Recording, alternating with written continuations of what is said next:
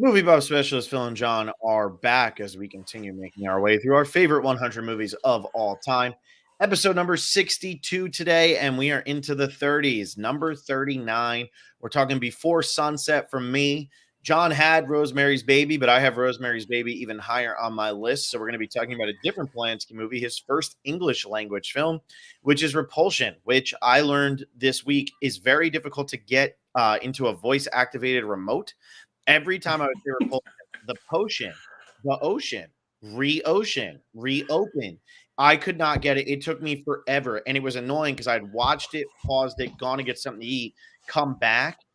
And when I came back, like all I'd done was take something out of the oven, but it just was long enough. And when I came back, it had gotten rid of it. So I had to speak into the remote again, and it could not for the life of me understand what I was trying to say. So hopefully you all do, although I'm not quite sure I understand what Roman Polanski was trying to say with Repulsion. So anyway, these are the two movies you're talking about. Richard Linklater's sequel to the Before trilogy, or the second installment in the Before trilogy, and Repulsion replacing Rosemary's Baby. John, how's it going? It's going well. I watched a lot of Richard Linklater this week. Kind of just spiraled into that, so it was a good week. Nice. Anything worth noting, or are we going to wait? Not really. Nice. Okay. So that's that. All right. Well, we're obviously not going to start with Before Sunset because people actually have seen that movie. Repulsion being the first movie of Roman Polanski's to come out in the English language. I think this is the first. Is this the first Polanski we're actually talking about? I know I have Chinatown and The Pianist and Rosemary's Baby all in coming weeks. So I do have 3 Polanski movies in, I think, my top 35-ish. So now the Pianist is actually next week. So, we're just starting our Polanski roll this week. But yeah, this is the first Polanski film we're actually talking about. That's crazy. Okay. Yeah, one of my all-time favorite directors, and we talked about it a lot last week, John, but another person where you really have to separate the human from the art. And I mean, I'll tell you what, it's obviously every documentary tries to push you in a certain direction or not, but watch Polanski Wanted and Famous or something like that, whatever it was. It's a messed up documentary, and it's definitely pushing for its agenda. However, it's still an interesting watch because it's interesting to see a documentary try to take the stance of almost defending Polanski.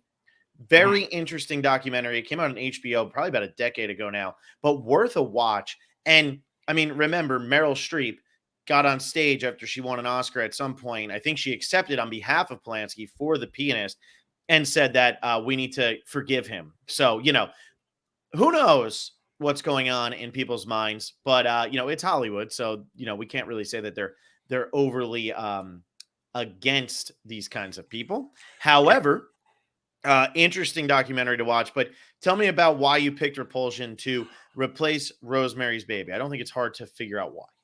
Yeah, I mean, when replacing Rosemary's Baby, I thought it was really important to kind of focus on the ideas Polanski's putting forward in Rosemary's Baby. So I chose the first of his so-called apartment trilogy, which is not an official trilogy at all, but they're similar tonally, and that's Repulsion, Rosemary's Baby, and The Tenant. And the big thing here is Polanski's use of the environment to really reflect the diminishing mental state of our protagonists in these films. And that absolutely happens in Repulsion. When we meet Carol, she's such an innocent and shy character. She isn't forceful at all. She's very what's the word I'm looking for? I don't want to say like servitude or anything like that, but she's very much, she'll do whatever she's told for the most part. And as we progress through the film and we see her becoming more paranoid, becoming more fearful, and we see the apartment changing to reflect that mentality, it really is one of these traits that Polanski really does deliver on in this trilogy of films. Yeah, so I've never seen The Tenant, believe it or not. Now I've seen most of Polanski's movies now, though, after seeing Repulsion, because I hadn't seen Tess. I got around to watching Tess. I've seen, obviously seen all of his classics. I saw Knife in the Water this year. So I've gotten around to seeing a lot of Polanski. I thought that this movie had a lot of strong moments, but ultimately felt like a director still trying to find where he was Mhm. going. And I'm not surprised that this isn't one of his bigger hits, that it's not one of the movies that like is most, The Pianist, Rosemary's Baby, Chinatown, to me, those are the three movies you should be talking about when you're talking about Roman Polanski. Knife in the Water's a close four. And then everything after that, it all kind of muddles together a little bit. I was really into the idea of this movie.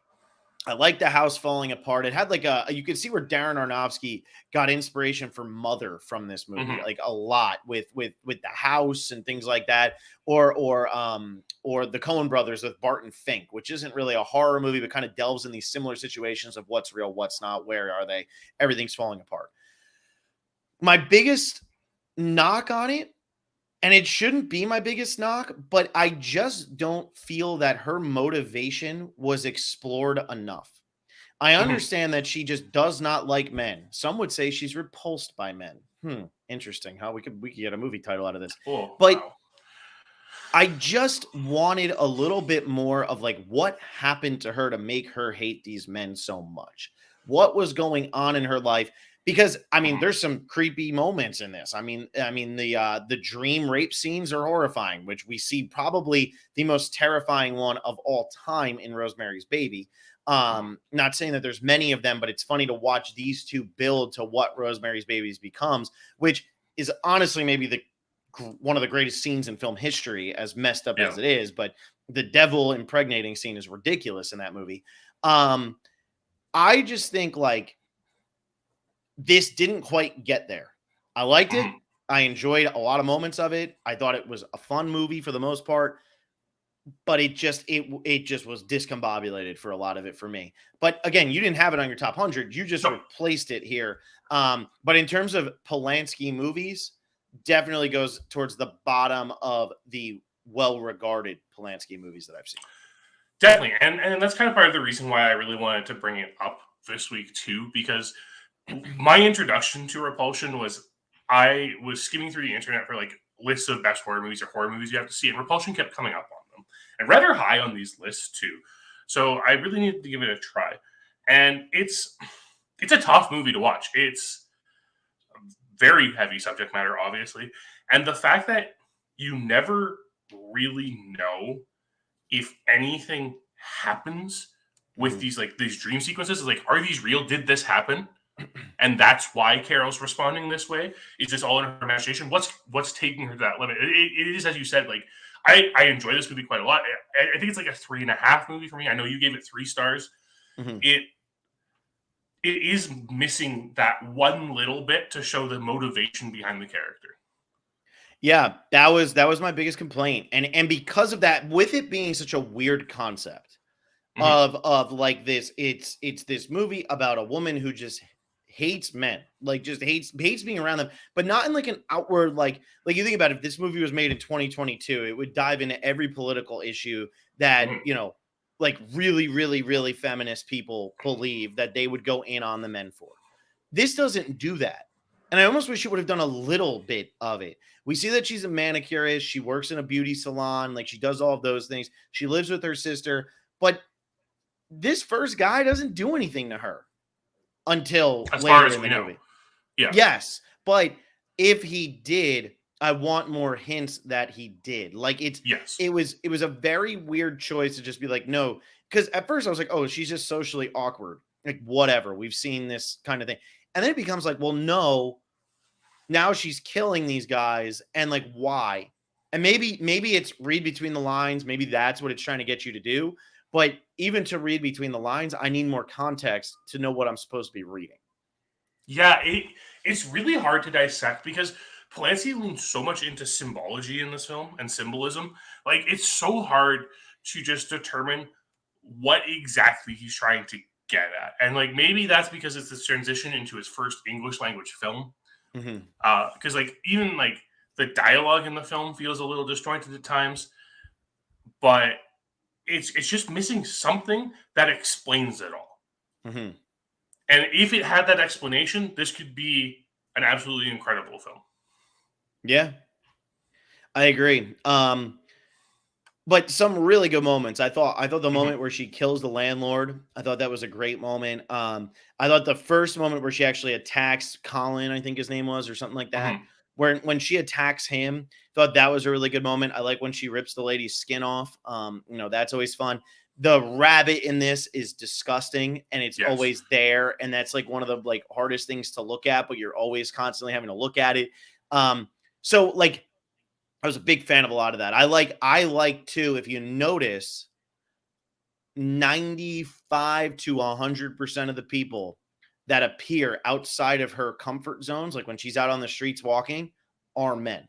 Almost Yes. every single one of them is a man, and they're always walking at her for the most part. They're Mhm. always coming towards her, and it's like there's nothing she can do to avoid it. So I like those little touches. You can see, because you have to think, this is Polanski's first English language film. 3 years later, he makes Rosemary's Baby. 7 years later, he makes 9 years later, he makes arguably the greatest film noir in the history of film with Yeah. Chinatown. So he wasn't far off from getting there. It was just like there are some really really good stuff, and I still wonder how does he do that stuff with the wall? How is he doing Mhm. like all of that? Like there's some really good moments in this with like camera tricks and special effects. You got to remember it's 1965. It might Yeah. seem like, oh, that's pretty easy, but what was he doing to make this work? I think it's pretty interesting to see what he was capable of, especially since his movies later on in his career, very rarely are they heavy on any type of special effect or any type of any of this stuff. Think about Rosemary's Baby, doesn't really have it. The Pianist, typical war special effects, nothing Yeah. really more than that. Carnage, you just sit down and talk. Chinatown, almost no special effects the whole movie. I wonder why he went this route and why he didn't continue to go this route. Yeah. It's really interesting because like these special effects are so in camera and so they seem so subtle. Like the Mhm. cracking of the walls in the apartment. I don't I don't even know. I mean, maybe somebody out there. I mean, somebody out there obviously does know, but maybe somebody could enlighten us as to how you would get that type of effect to show on camera like that and Mhm. to like crack like that. Because it's so effective because it just shows this deteriorating mental state that Carol's going through from this I, presumed trauma that she's experienced. Mhm. Mhm. Yeah, and I think it does a really good job of getting into the mental state. Hmm. And you can see how this movie is an inspiration for a lot of these claustrophobic psychological thrillers that came Yeah. later. I mean, I just saw this for the first time. It wasn't like I'd never heard of this movie though, and now all of a sudden I'm discovering it. Like Queen Margot was something I never heard of, Hmm. and then my friend just said, "Hey, you got to watch this movie." I watched it. I was like, "Holy shit!" But Repulsion, I've heard of, and maybe it's just because Yeah. Polanski's attached to it, but that also makes it easier for these like film fanatics, for these up and coming directors, people who want to be auteurs, who generally these indie directors start with horror. It's the easiest thing to get Hmm. into. It's the easiest thing to begin your career with because you can show off your technique and your skill without having to do it for a good budget. And people don't really care if the acting is good. That's why that works. Yeah. Um, I actually found the acting to be quite good in this movie, though. But Hmm. all that's just to say, like, I was very into like those techniques, the wall Yeah. and just like, even when the guy gets thrown into the bathtub is leaking. Like there were just some moments in this that were really well executed. And yeah, it's not hard to see how this would inspire so many movies that came after it that are like, hey, we're going to be low budget. We're going to be set in a house or a hotel room or whatever. We see it all the time. This is a Yeah. classic horror movie trope. Yeah. It is, and I mean, Alex Garland's making a movie that seems pretty reminiscent of Repulsion that's coming out this month, and it's interesting to see how this trope of this like isolated woman alone in an apartment is just has been perpetuated over the years and continues to live on. Um, it's interesting because it kind of has this like subtle supernatural element to it with like the apartment deterioration and Mhm. like how it's falling apart. Obviously, not as like obvious as the supernatural element in Rosemary's Baby, But it's interesting how that is often, and historically, I'm speaking historically here, that's how a lot of trauma women experience is portrayed in film and literature, right? Like this is what happened. If let's look at like what happens to Carol after this moment, right? They probably put her in a mental institution, right? Yeah, you're And not like putting her in jail. No, and like that's the historical response to women who respond like this to a traumatic event. And like, yes, we don't know if the traumatic event in this movie actually happens. There's a lot of hints that it certainly does. But that's also what I think really pays off with the way that Polanski shows it, because then we're now questioning. It's like, what's reality? What isn't reality? What's just inside Carol's head? The landlord scene, when the landlord comes in, he goes so long without acknowledging the rabbit that's right there. Yep. You just start believing, is the rabbit there? Like, or is this all in her head? Yeah. It's fascinating what Polanski brings to just make you doubt your understanding of everything in this movie. Yeah. And I was under the impression, I almost wish that we didn't have the ending. If that makes sense too.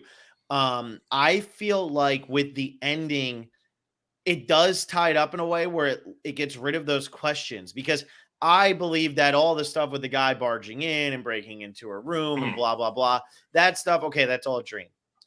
Then I'm saying, well, is the stuff with Colin a dream? Is the stuff with the landlord being made up because she hears the landlord talking to her sister? She hears the way the landlord talks to other people. Is this kind of like just happening in her mind? So I was a little disappointed when it was very clearly drawn out as, no, it was done. And I almost wish we would have seen the landlord and they would have walked into the bathroom and the guy wasn't there. Because then I say to myself, well, wait a second. Did she kill Colin? Did she not kill him? Also, like, is this just her imagining? Is it not?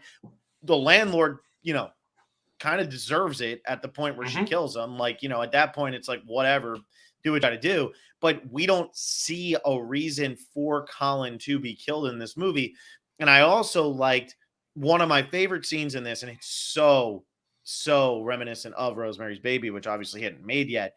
But when they're arguing and the lady is standing out in the hallway just staring at them, such a great scene. Because that was another part where I'm like, wait, now when they go talk to that lady, if she says, well, I don't know what you're talking about, all of a sudden I'm like, well, wait, she was standing there. Was she watching her yell at herself? Like all that. But it cuts a lot of those questions out because it is so neatly tied up. And I also wonder how much of that just had to do with the fact that it's 1965 and he's making this as an American movie. There's really, you can't leave things as open-ended when you're making an American movie. We talked about that with The Descent last week.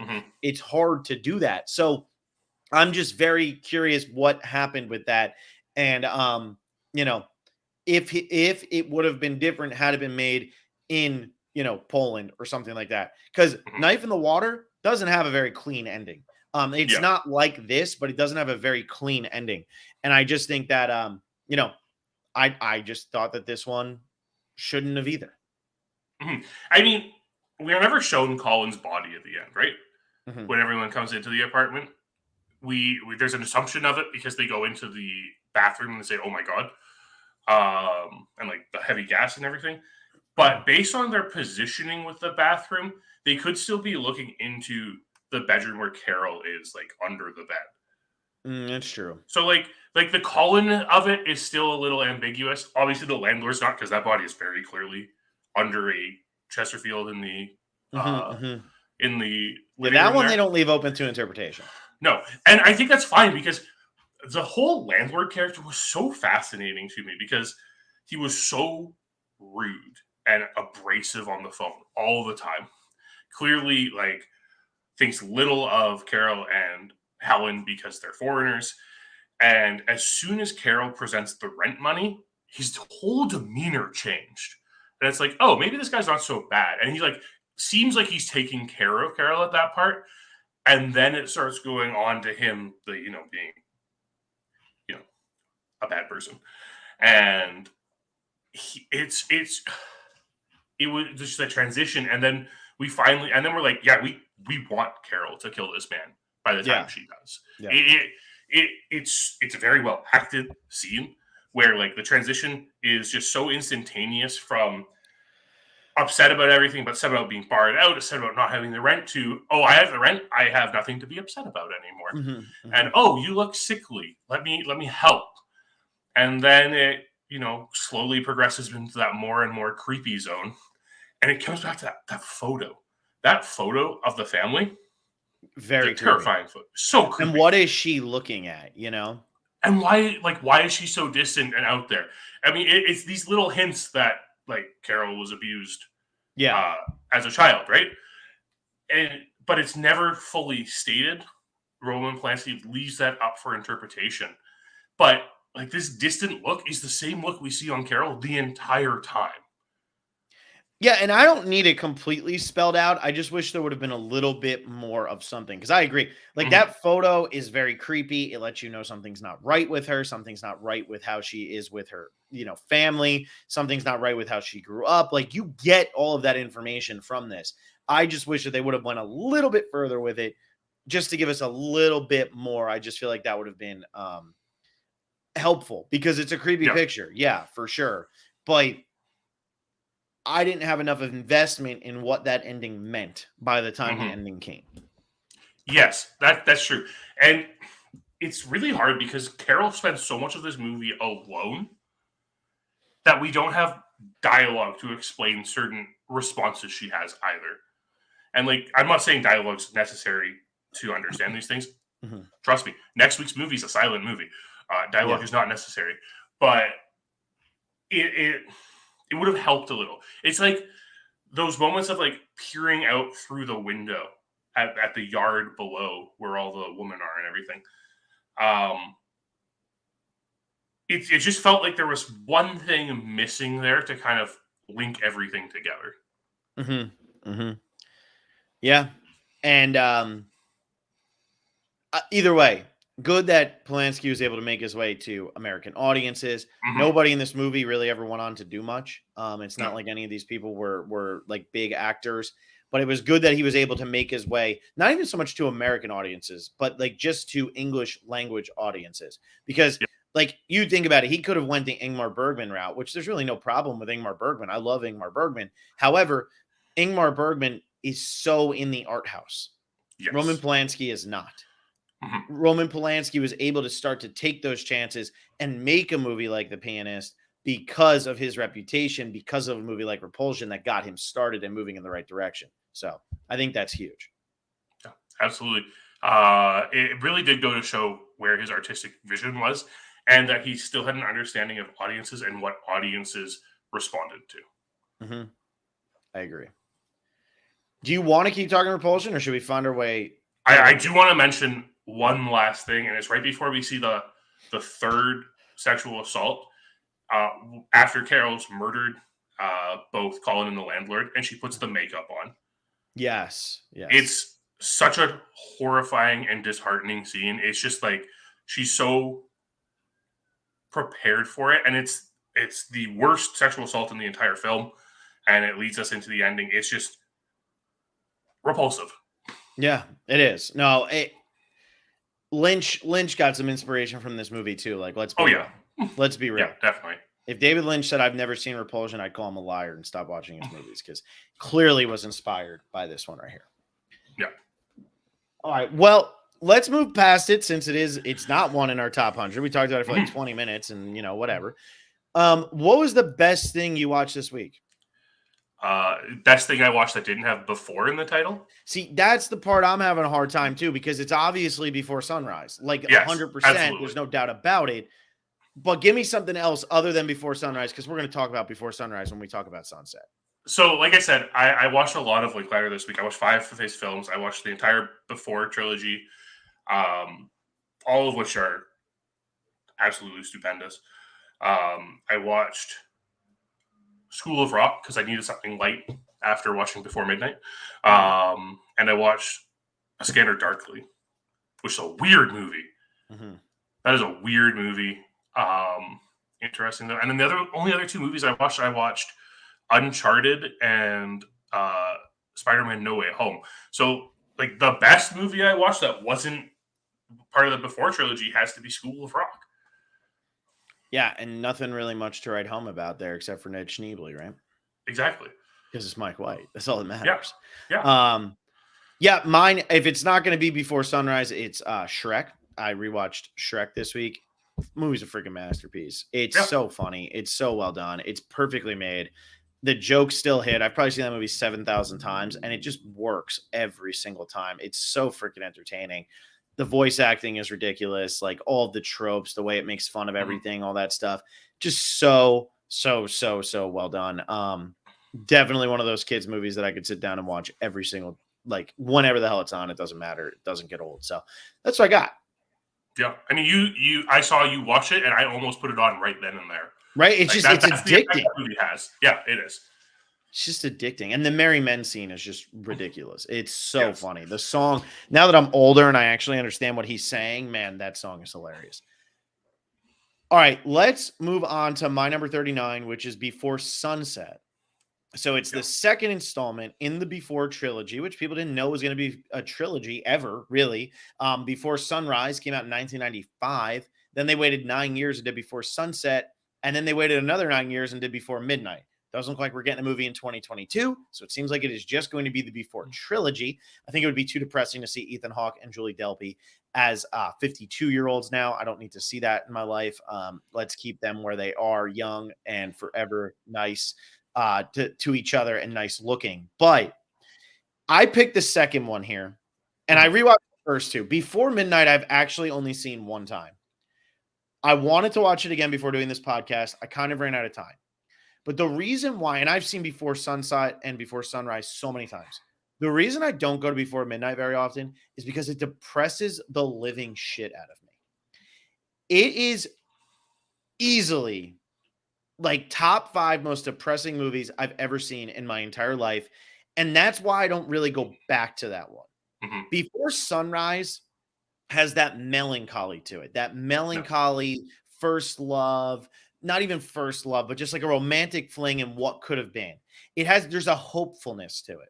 Before Sunset has what I believe is the greatest ending exchange in movie history. And then you have Before Midnight, which just offers you, look, they're old and this is where they are, and it's never going to be like it was. And I'm like, well, I don't need that, Richard. Thanks a lot. Let's move on. But I go with Sunset over Sunrise for a couple reasons. First of all, Before Sunrise is going to end up in my top 100. I'm an idiot for not having it in there right now. I just didn't want to have so many two movies in every trilogy that I like in there. But the reason I go with this one is, first of all, I think the story behind it is great. I like that we pick up exactly 9 years later. I think that's a really smart move. I think it's cool that we see Jesse having written this and all of that. And now these two characters have moved past this young hopefulness into what have you been doing and how has life kind of beat you down a little bit? And are you happy? I think that's a very fascinating thing. But the reason I picked this one over Sunrise is because Richard Linklater pulls off one of the hardest things to pull off in film and does it so impressively. And that is tell a story in real time. Mm-hmm. This movie is 80 minutes long and it takes place over the course of 80 minutes. Yeah. We do not jump away from them. There are no cuts in time. Yeah, you can tell that when they walk out of the one cafe that they're not actually walking straight up to that park, but she says, hey, let's go to that park over there. And then he cuts to the top of the stairs and we see them come around a different corner. Yeah, sure. It's not the same corner. However, we are picking up seconds after the conversation stopping. When they're in the car, you hear the voiceover. There are no jumps. That walk up the stairs at the end of the movie when they're together walking to her apartment could have easily just jumped to the door. No. This is 80 minutes in the life of Jesse and Celine. How he pulled it off and kept it interesting the entire time and kept me wanting more at the end is brilliant. And I don't know how he did it. And I don't think that any other movie has ever done this successfully. I would say 1917 came very, very close. But I think 1917 has a couple little jumps in there. But this movie, you get 0 jumps. It is 80 minutes in the life of these two people, and it's so real. It's so authentic. We hear every single word that they say to each other. We see everything they do that whole time, every step they take, and it all leads to, baby, you're going to miss that plane. It's perfect. It is. And that's exactly why I find it was the best of the trilogy as well.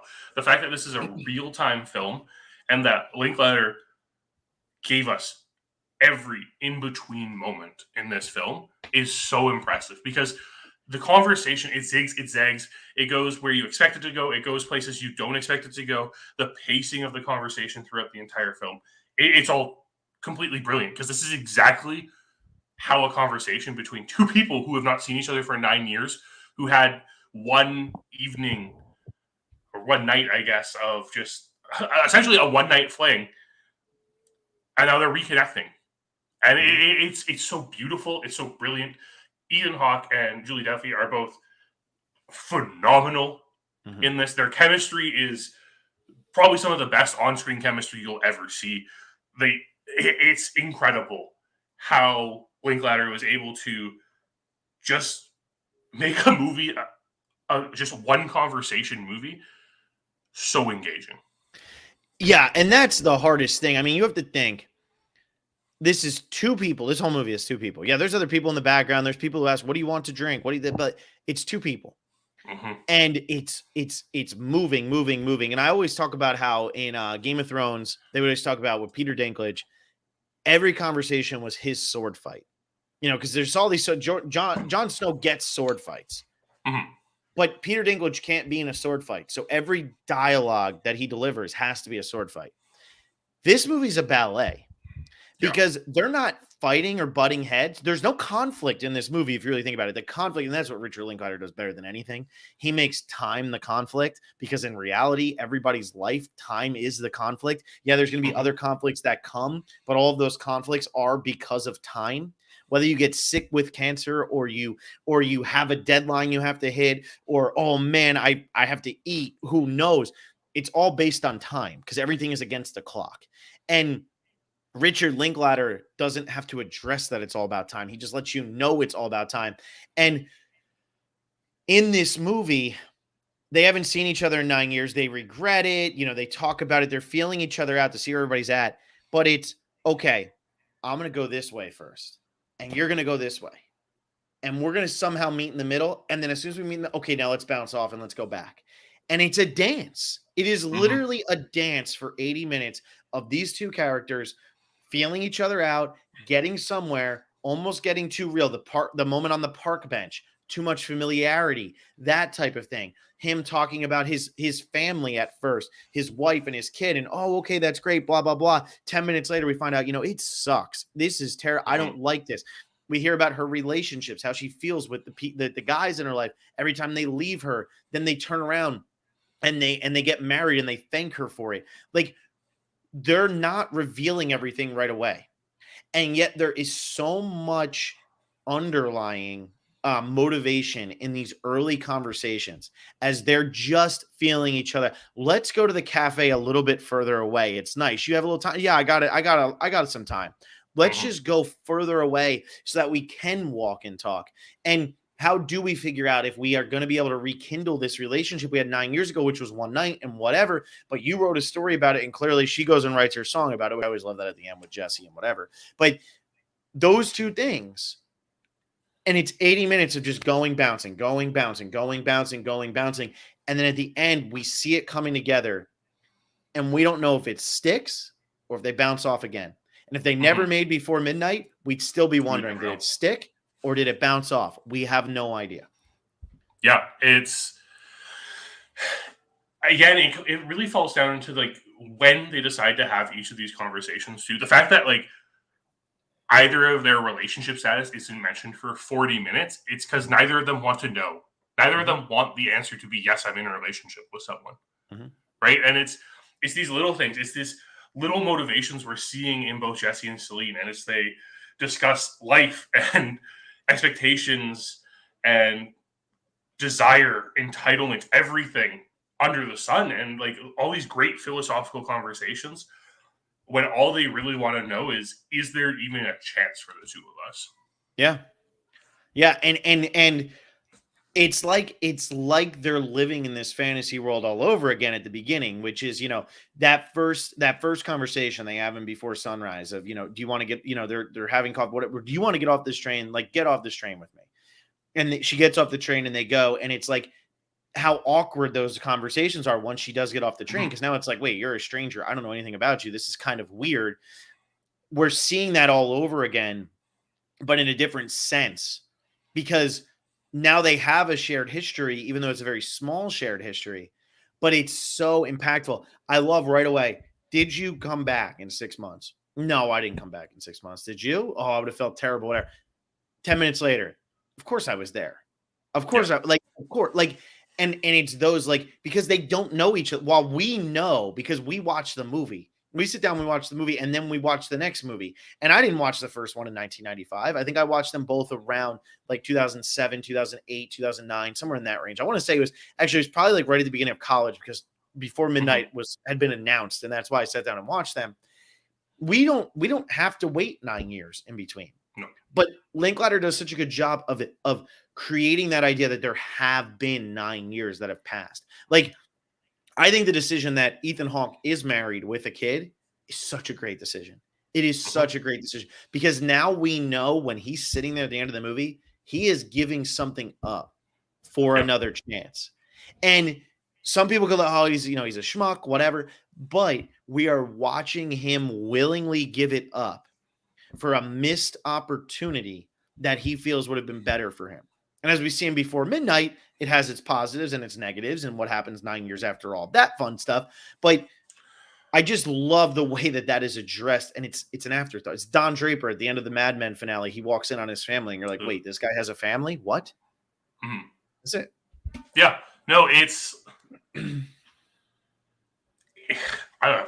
It's so hard to just figure out exactly what makes this movie so wonderful, because it simultaneously feels like that idealized romanticism in Before Sunrise and Before Sunset that's hit with the hard reality in Before Midnight. But at the same time, despite how idealized and romanticized it feels, it still feels so authentic. It's so believable that this would happen. What are the odds somebody just in Before Sunrise, I going back to the conversation, the decision of when to have conversations, the fact that they don't introduce themselves until after they're off the train. It's those little things and those little decisions in the scripts that really help elevate these films. I also really love the fact that when we get to Before Sunset, Ethan Hawke and Julie Delpy both have writing credits now. Yeah. And they had a massive impact on this first one too, though. Yeah. Yeah. Yeah. And it's just it really goes to show that this is just this is a super small film, obviously. Before Midnight has the largest cast out of any of them. And it's devastating because of it. Like you said, you don't revisit Before Midnight because that is a very depressing movie. And boy, oh boy, I gave both Before Sunrise and Before Sunset 4.5 stars, and I would have given Before Midnight 4.5. I just could never put it in my top 100 because it's not a movie I can watch over and over again. Yeah, absolutely. Absolutely. Well, in a lot of these movies, so a lot of what would happen is Linklater would say, this is the point I want you to get to. Now go. But think about the long takes that are in these movies, that the level of acting that Ethan Hawke and Julie Delpy have. When they're sitting on that train in Before Sunrise, not the original train, but when they're going on the streetcar or whatever. Yeah. One take. All right, answer these questions. That's one take. And they're on public transportation. I understand they might have rented something out, but also what you were saying about the romanticizing of all this. I think that this movie does a great job of capturing the differences between European and American, but how at the same time, the Americans do idealize the European thing. But a lot of the things that Americans think about Europeans are true. In terms of the more willing to just talk to anybody and go off on whatever. And these one night friendship type things. Cause it's, even if they never slept together, these one night, I'm just going to go hang out with these people. It is so much more of a European thing than an American thing. Cause in America, they're so much more closed off. You're not in our group. Get the fuck away from, it's all that stuff. It's very Yeah. bitter that you're not getting in Europe. And so we have this idyllic guy who is traveling around alone, has just had his heart broken, doesn't have anywhere to go, and it's his last night. And he talks to someone, he says, you know what, why don't you just get off with me? Like, let's go. But then we still see at the end, what's the thing that stops him? His responsibility to go back to America. He has no freaking responsibility in America. Why didn't he just stay? He has nothing to go home to. He tells us that over and over and over again in Before Sunrise. Why is he leaving? And why are they saying, oh, we'll meet up again in 6 months? Why is he ever going? And I think that's the American mentality, whereas Julie Delpy is more willing. And then it's funny, he's the one who shows up 6 months later to be there, and she couldn't because of her grandmother, and he gets stood up because he still has that mindset, but he just, he doesn't have, he's still too American at the end of the day. I just think it's a really smart decision by Linklater and a good exploration for sure. Yeah, it's that decision to Jesse's character is almost while he's very he waxes poetic and philosophical a lot of the time, he's also very blunt with his deliveries and everything, and has this form of realism to him, and that it's that contrast of the realism approach of Jesse's character to the more Jesse's the pessimist to Celine's optimist a lot of the time in these films. So Jesse is the pessimist to Celine's optimism in fantastical situations. Yes. She is the pessimist in realistic situations. Does that make sense? It's very interesting, the dynamic between them. Because she's the one who won't get on a plane. Yeah. Because she's scared of dying in the plane, and she's scared of death, and she's scared of all that. But when it comes to these fantastical, here comes the fortune teller. Come on. You're going to buy she is the pessimist towards his fantastical ideas, or he's the pessimist and whatever. And she is the one who she can't handle the realistic moments. It's cool because then at the end of the movie, they're both in a very realistic moment. And that's obviously Sunrise, but you can't really talk about one without talking about the other, which is why we didn't just sit here and say Before Sunrise was the best movie we watched this week other than Before Sunset, because you have to talk about both of them. But I also think that to see where they've changed in their lives. Think about the character development in this movie. We haven't seen them in 9 years.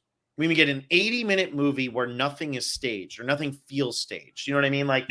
She meets him, they go for a walk, they go to a cafe, they get up from the cafe, they go for another walk, they get on that boat, the driver drives them back, they get in the apartment, and the movie ends. That is the whole entire movie. That is it. Nothing feels staged. And yet every point that this movie is trying to make is delivered. And that's so hard. That is such a hard thing to do because we're seeing them what they're not the same as from 9 years ago. Where have they changed? Where have they grown up? Where have they become more bitter? We get the politics of the situation. It's 2004 and they're telling her you should have a gun. It's New York City and blah, blah, blah. And then, he's making fun of her for being a communist. And we're seeing all that. That wasn't a conversation in the first one. There was nothing about politics in the first one. The first one is all about, where it's those early 20s conversations about life and death and growing older and what we think that's going to mean. And what's our place in this world? And every now and then it'll come up. But once you get into your early 30s, then it starts to become, well, what is the point? And why does that person feel like they're always attacking me? And why do I feel like I'm always attacking them? And what do I believe in? What do I want to defend? What do I want to do? And we hear Ethan Hawke say that I don't mind getting older because I don't feel like I'm looking forward as much. I can just live in the moment and enjoy it. And this is all happening while he's still saying he can't wait to get out of here. He can't wait to go do this. And she calls him on it. But we're seeing the differences or where they think they're maturing, but they're not quite there yet because they don't have the full appreciation. It's just a brilliant dive into that. And the problem for Before Sunset, and I'm saying this now as I'm in the middle of this big speech, the biggest problem for Before Sunset is that it came out the same year as what is probably the greatest American love story ever made. And that's why this movie often gets overlooked when it comes to that, because it was a sequel, number one. It was a shorter, more independent movie. And the other one is much more popular, came out the same year. I think it's the greatest American love story ever made. And that's Eternal Sunshine of the Spotless Mind. And that's why a movie like Before Sunset, it was popular, don't get me wrong, but that this one is not in the conversation the same way as a movie like Eternal Sunshine, because Eternal Sunshine is more of that younger, still with that hope, like Before Sunrise. Before Sunrise was kind of ahead of its time. Before Sunset was also ahead of its time. And they just kept coming out ahead of their time 9 years older than they should have or something. I think what it really comes down to is, I think if I had watched, I'm really glad I watched these now for the first time. Because I'm so much more in a Before Sunset part of my life right now that this movie just hits on a different level. Heck, I'm divorced. I'm in a Before Midnight part of my life right now. Like, these movies hit me so much harder than they would have if I watched them 5 years ago. And I think that's one of the things that you have to appreciate with this. Whereas like something like Eternal Sunshine really does kind of more appeal to that romantic youth who, like, you know, are the ones out there buying movie tickets and going to movies and things like that and talking about movies on the internet. Whereas like these movies are for people who are that age. Like, I have never seen movies that so perfectly encapsulate the audience they are targeting in their protagonists. Yeah. Because Before Sunrise is definitely something for 23-year-olds. That is definitely a movie you watch as someone who's 23 and you're like, yes, this is awesome. This is exactly like, I want to go to Europe and have this one night with someone, this one fantastic night, and just like have this one moment and preserve it forever. And Before Sunset is, I missed an opportunity with that moment. How do I get back to it? How do I move on? Because I know I have this nagging question in me of like, if I had decided to stay at that point, what would have happened? And it's these two people both having that opinion and like battling it out with each other to figure out, because neither of them are willing to just straight up say that's exactly what they're thinking. And Before Midnight is the, oh my God, we made this decision. Was it the right decision?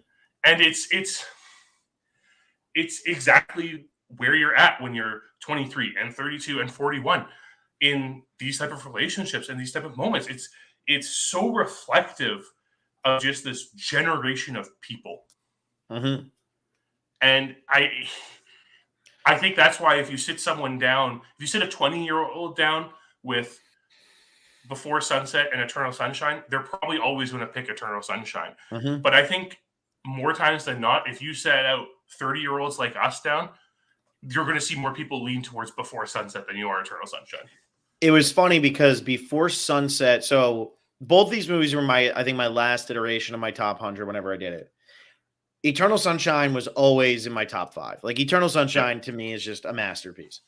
But Before Sunset was way back there in like the 80s or something like that. And then I jumped it all the way up. And I remember when I watched Before Sunset, I watched it maybe 3 years ago. And I remember saying to myself, is this better than Eternal Sunshine? Now, I've also seen Eternal Sunshine 9,000 times, so maybe I'm starting to wear off a bit on that, so that's unfair for me at this point. But it did bring up that question in my mind. And that's why Before Sunset jumped as high as it did in my rankings. What are the romantic movies that I have higher than it? Eternal Sunshine, which is the Before Sunrise of everything, and Blue Valentine, which is the Before Midnight of everything. So I still have my trilogy, essentially. I just have it in a different way. But what I think makes these movies so realistic, so there's a band called the Decemberists. I don't know who listens to them. I don't know, John, if you're familiar with the Decemberists. I do. Yeah, they're from Montana, which is pretty much that's pretty much Canada. It's Canada. But they have a song called The Engine Driver. And in that song, one of the lines that comes up over and over, I think it's in the chorus, but whatever, is I've written pages upon pages trying to rid you from my bones. This trilogy is that to me. This is Richard Linklater writing, because essentially Ethan Hawke in this movie, he's from Texas. You know who else was from Texas? Richard Linklater. Like, this is Richard Linklater trying to rid himself of this person that he met. And then Before Sunset is, well, what if we would have met again? But again, and I say it every single week, what makes a great movie and sets it apart from every other movie is it takes a situation every single one of us has thought about and it goes there. And I say it every week, but that is the most important thing. I got to write a book about screenwriting or storytelling just called Go There, because that is what it's about. How many people think about, what if I went on a train in Europe and I met a girl and that was it? And like we had this great romantic evening. Everybody, now go there. What if we blew it because we were young and idiots? Now we get another chance. Well, go there. And what is so fascinating about when Linklater goes there, he doesn't go there the way you think he's going to go there. He always has something to pull at you that is bringing you in a different direction that you might be thinking you were originally going to go, because there's just such a brilliance to his writing. That's why, though, like, I think these movies just nail it, because he is sitting there. And remember, he's like the same age as Ethan Hawke. He's the same age as Julie Delpy. They're three really good friends at this point. And they all could experience it the same way and say, what if we did that? What if we did that? Blah, blah, blah, blah, blah, blah, blah. But they go there and they explore that conversation. And so many movies get away from exploring the conversation, exploring the idea, because they're too busy worrying about the plot, or am I going to sell tickets, or blah, blah, blah. Richard Linklater is not as popular as Paul Thomas Anderson or Wes Anderson or anything like that.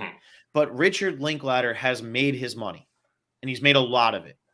And he has just as strong of a fan base as those two directors from that auteur sphere. Yeah. And he has never done anything he didn't want to do. Ever. Ever. Everything he does, exploring time, exploring this, Boyhood, Before Sunrise, Before Sunset, Before Midnight, A Scanner Darkly, like you had said earlier, School of Rock, even that movie is Richard Linklater-ish. And then you have Everybody Wants Some, Dazed and Confused. He is making movies where he is writing pages upon pages, trying to rid something from his bones. It's all I think. I think about that line every time I watch a Richard Linklater movie.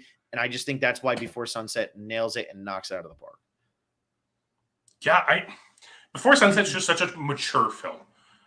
And I think that's really what's important. And like you said, Linklater's just going there, because his sole focus in these movies are the characters.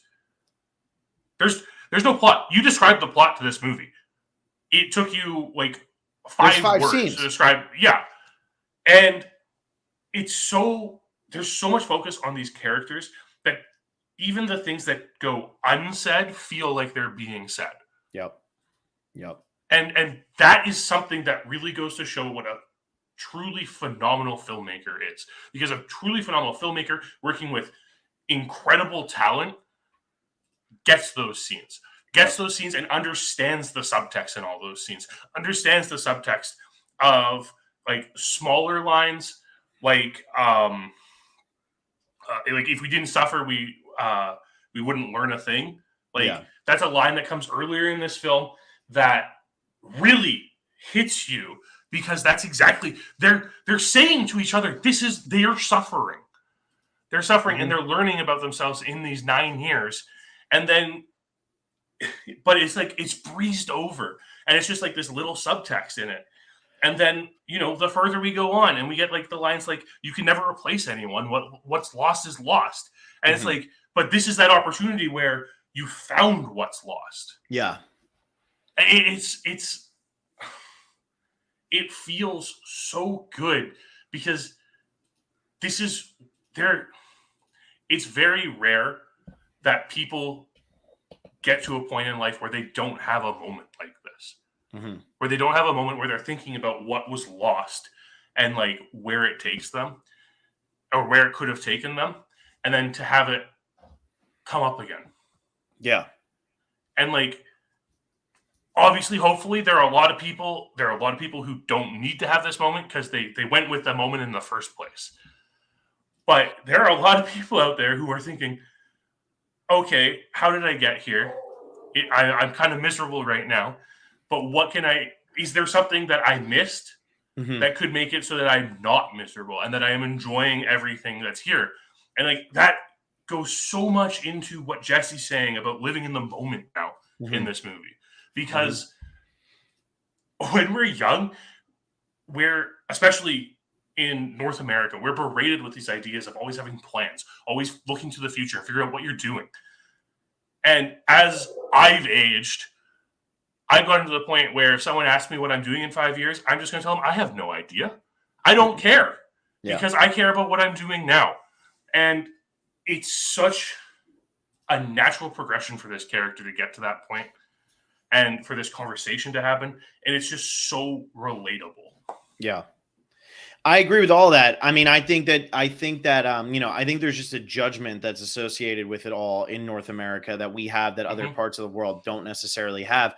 There is such an impact put on or so much influence put on like success and money Yes. and title and whatever. And I remember like when we were in Greece, we met up with somebody who their whole thing was they just wanted to be a teacher. And they weren't a teacher, but they wanted to Hmm. be a teacher. And I remember me and my friends being like, then be a freaking teacher. Like we were on the trip and we met like 15 teachers. Like, what are you talking about? Who just Yeah. happened to be, vacationing here. But like that was what it was. That was the only thing. Like, it didn't have to be something more than that. And we see that in Jesse, who went the writer route and everything is very career driven and family driven. And then we have Celine, who thinks she wants the family and her career doesn't matter to her. It's all about, well, I want to do this and I want to do that and I want to make this change. And come on, do you not see where the world is heading? How can you say it's possibly getting Hmm. better? Like all that stuff. There's so much of that explains the differences here. And I'm just like, I think about the end of before the ending of these two movies. So I know we're almost at our hour and Survivor's coming on, so I'm about to bail on all of you. But the ending of these two movies and the ending of Before Midnight. I mean, the ending of Before Midnight is devastating when they sit down next to each other at the restaurant. It's just brutal. But the ending of these two movies, just think about that. The ending of the first one, when he's sitting on the train, or she's sitting on the train, I'm sorry, and he's walking away. And that hollowness and that, why am I on this train? Why am I not getting off this train? And him walking away. And we don't know what that means. Like, we don't know. Remember, 1995, we didn't know 2004 was even going to happen. We thought Y2K was going to kill everybody. So, like, we didn't know that they were going to get back together in some way. And then the ending. So that one is the emptiness. And the second one is, you're going to miss that plane. I know. And it just cuts to black on her dancing foolishly to Nina Simone. And it's like, those two endings are so opposite, but they're still capturing that feeling and answering that question of should I have or shouldn't I have, or what if I did, Hmm. what if I didn't. It's answering both of it. And then Before Midnight obviously just like cuts your knees out from under you and is like, hey, Oh my enjoy. God. But I just think like the endings of these movies, that's why they're also classics. Like, everything that happens in them is obviously great, but the endings just leave you so desperately wanting to know what's going to come next. And we haven't watched anything except for two people talk to each other. That's it. Yeah. And you still want to know what's going to come next. What's going to come next is they're going to continue to live their ordinary lives. And that's where we hear Linklater talk about it. I want to do it all through the length of a pop song. And obviously this is preluding to Boyhood and what he was able to do with that Hmm. and all that stuff. But there's so much emphasis on, you're not going to get drama or excitement out of, you know, just ordinary moments. Then tell those moments better. Just Yeah. make them exciting, make them more monumental. Yeah, it's easier said than done, but that's what Linklater does with all his movies. And I have Everybody Wants Some even higher. And that movie has Yes, you do. no conflict. And now I really want to watch also, though, and I'll throw this one out there and then I'll let you go before we go. Now I can't wait to watch The Secret in Their Eyes, because it also has a moment on a train and it's similar, and it's about a guy who, missed connections and he's writing. Just, yeah, now I can't wait to watch that one. And unfortunately, I just looked ahead. I'm like, how many more weeks do I have? Fortunately, I put it too damn high on my ranking, so it's still a little Oh, while. sorry. So, Yes. It's just this trilogy. I didn't know what to think going into this trilogy. I knew it was highly regarded, but I didn't know it was going to hit me so hard the way that it did. And I'm kind of glad I've gotten over a Before Midnight moment at this point, so I could really appreciate that one as well. Obviously, yes, devastating movie. It's funny that you were talking about like professionalism versus family of Jesse and Celine in Before Sunset and how it reverses in Before Midnight is really interesting. But I don't know, these characters, what it would have been, how great it would have been to watch these movies as they released. And just like that experience. Like I watched Before Sunrise and I was like, I could watch Before Sunset right now, but it doesn't feel right to. I had to wait a day between them. I had to wait a day between them. And I was even talking to someone this week who said that they were going to watch the Before trilogy and they're just going to watch them back to back. And I just told them don't. Because you need the time to breathe. You need the time to kind of like forget so that it's all in your memory when you go visit these next films in this movie. It's what Linklater did phenomenally with them. The decision to make these 9 years apart is absolutely brilliant. It's fantastic. And we don't need another film in this movie, but or in this series, but I would never complain if another one did come out and we saw these people again. I agree. Totally agree. Great trilogy. Check it out if you haven't. And if you listen to us this whole time and you haven't, well, whoops. But check them out. Can't wait to talk about more Linklater coming up because I do have Everybody Wants Some. I think number 15 or something like that. So very high up on my list. And we'll be talking about movies that are very inspired by this or that are similar to this. Like I have a pretty distinct taste that starts coming up here. But John and I, we have 3 weeks left before we take a month-long hiatus due to varying life circumstances. So we have 3 weeks remaining. And then after, oh, man, and that's going to be a fun one on the 25th because it's Survivor finale time. But either way, we have 3 weeks remaining. And next week, we are going to Battleship Potemkin from 1925 and The Pianist from 2002. And I cannot wait to give my backstory on The Pianist. And the last time I watched this movie, and this will be the first time since then, but I'm going to save that for next week because it is going to be a monumental moment in my life. And I can't wait to get it done. It's going to be a true full circle. So that's my spoiler. I'll give you all for that. Can't wait to be back for that next week. Thank you all for watching. Thank you all for listening. Thank you all for continuing to help us get at least 120 something people who watch these every week. I don't know why you're all doing it, but you're consistently doing it. And we appreciate that. Keep spreading the word about it. If you're enjoying it, we only got 38 weeks left. So, we're almost there, as crazy as that sounds. But John, thanks as always. And we'll see everybody.